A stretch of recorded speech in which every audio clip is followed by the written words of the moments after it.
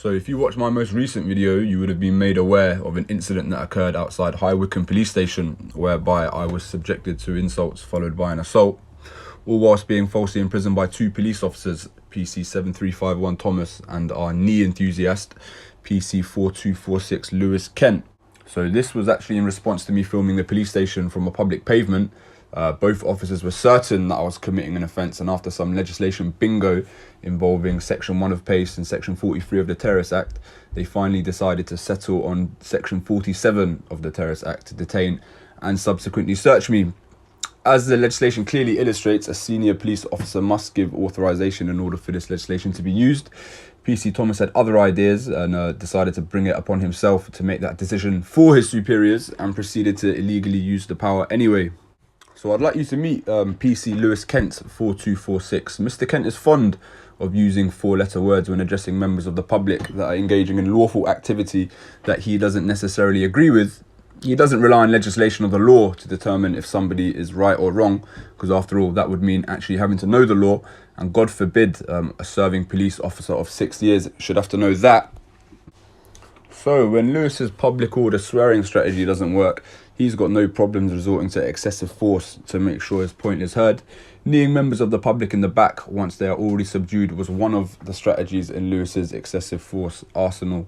All whilst this was going on, I noticed that he actually had bruises on his knuckles, so reassuring me that Lewis was in fact no stranger to violence, and such measures were probably commonplace for him.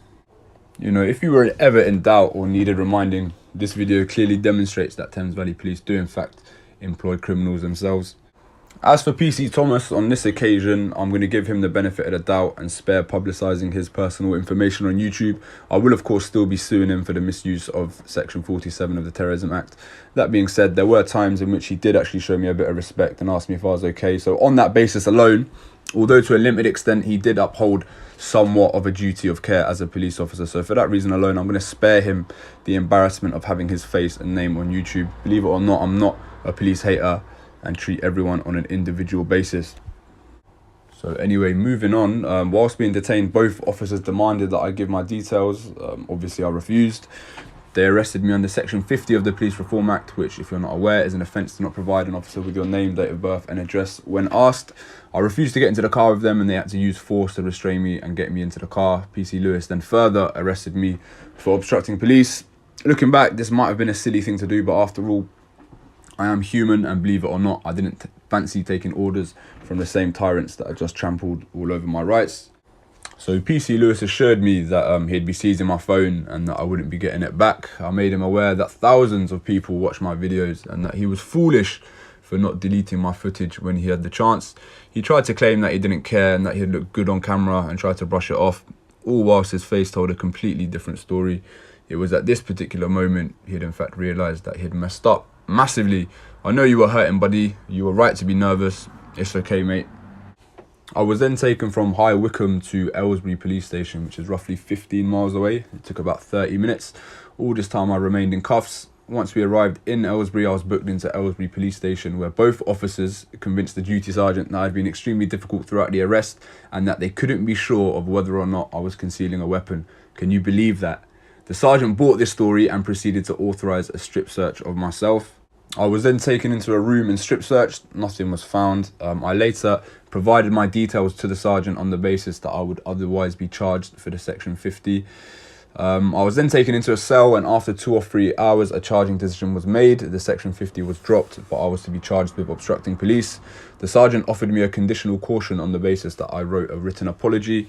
I agreed and wrote the written apology for resisting. A lot of people are going to get onto me for this and hate me for agreeing to this, but you've got to understand I live 40 miles away from Aylesbury, and had I been charged, would have had to travel all that way for my day in court. I already put myself through enough trying to expose these thugs, so if you can just cut me a bit of slack on this one, I would appreciate it. You know, sometimes you must lose the battle to win the war.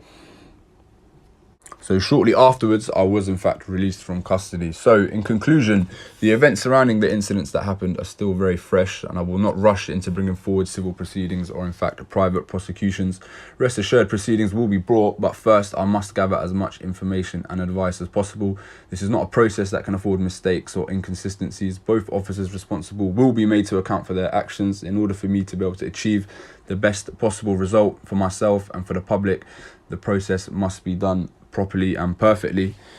I mean, all in all, this experience in the video itself demonstrated more than ever why it is so important for me to keep auditing. Admittedly, when I first began, my motives were somewhat unclear. I didn't know what I was trying to achieve. Like, there was no end game per se. As time has gone on, I've begun to understand the broken nature in which the police systems operate and how they're so confident in avoiding accountability for their actions. I mean, I don't know why it takes somebody of my particular background and stature to be one of the few responsible for leading this charge. You know, I don't have a lot of experience as such. That being said, somebody has got to do it. Whilst I may not be the best equipped person to be bringing such action, I know that with right advice and support from the viewers, I'm confident we can make things happen. We're up in the levs. We're aiming for the head and only for the head from now on. Aim high business.